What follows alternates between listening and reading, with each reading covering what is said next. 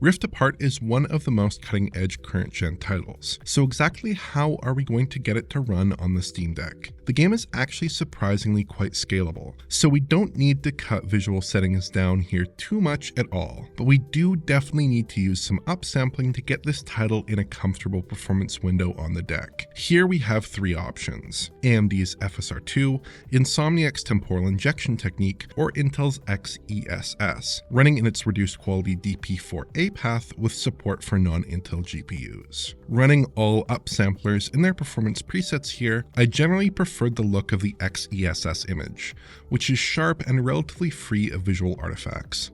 FSR2 suffered from more artifacting but maintained visual clarity, while temporal injection delivered a softer image with an artifacting level roughly between the other two options. On the surface, it seems like XeSS is the right choice, but it did come with a decent performance penalty here, so I decided to stick to FSR2 as I didn't find the artifacting too offensive on the Steam Deck's display, though your mileage may vary. I used the performance preset to provide a stable set of resolution settings, though the dynamic resolution options do work very well if you want to try those. In terms of general visual settings, the medium preset is a good place to start, delivering a well-optimized combination of visual options. I also opted to increase the traffic density setting to high, which has a very minimal performance impact. When we measure these options against the game running with its lowest graphical preset, we do see a considerable performance loss, but I do think the various settings improvements are worth it here, and they still put us squarely within a 30 FPS performance window.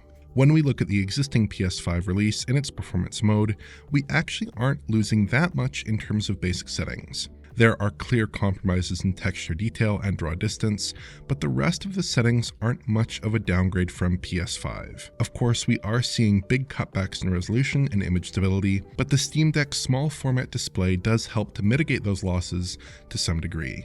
Performance is generally quite good. We're averaging around 40 FPS with these settings, and are almost always staying above 30. With motion blur enabled, the game looks smooth enough, at least considering the host hardware, and it feels responsive on a controller. It tends to fare worst in firefights, unsurprisingly enough, with non-combat locomotion often hovering a little below 60 FPS, and frame times seem to be fairly stable, without many spikes to 50 milliseconds or above. Now, I did notice one or two times that the game dipped below 30 FPS here, which came during some of the more explosive combat moments, and certain shots of this small town area ran inexplicably poorly for some reason, with sub 20 FPS performance at times. But in typical play, this is a game that both looks good and can hit 30 FPS without much fuss. Framerate capping is a bit of a matter of personal preference on the deck. I don't think this game is particularly well suited for a 40 FPS refresh rate without cutting some settings back further, with visual settings more in line with the low or very low preset. Capping at 30 FPS is an option, either through the deck's built-in limiter or through the Mango HUD launch parameter tweak. There's also an option to engage half refresh rate VSync in the game's option menu, which also effectively caps the game at 30 FPS at a 60 Hz refresh. I tested the half rate VSync and system level 30 FPS limiter solutions, and both were quite consistent and delivered a stable 30 FPS output. I did notice some slight frame pacing issues every so often, but this seemed fairly minor. I chose to keep the game unlocked here to provide a good reference for how the game is operating under the hood, but I typically use one of these solutions for demanding titles when playing for fun. Of course, Rift Apart presents another potential performance problem: the loading. Sections of the game are built around ultra-fast level loading, featuring rifts that teleport the protagonists into different levels without any explicit loading screens. The Steam Deck lacks the PS5's CPU horsepower, SSD bandwidth, and decompression hardware. So can we get a decent experience here?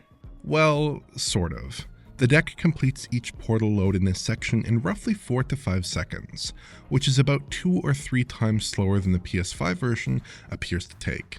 This disrupts the flow of each sequence, which features animations that effectively mask any loading on a more powerful system or the PS5, but don't hold up as well on the deck. It's not too offensive, I'd say, but it's not a seamless experience. The entire sequence here, from the camera cut to gameplay to the first frame of the cutscene after the fade to black, takes about 30% longer on the deck than PS5. Blizar Prime features a similar performance delta, with the PS5 offering a near instant swap between the two landscapes and the deck lagging by a few seconds each time. But that's using the Steam Deck's internal SSD, which offers an effective read speed of about 1.6 gigabytes per second on my 256 gigabyte deck. What about this fairly typical microSD card, which delivers a read speed of only about 90 megabytes per second when inserted into the deck's microSD slot? This is actually less bandwidth than a typical laptop hard drive has to offer.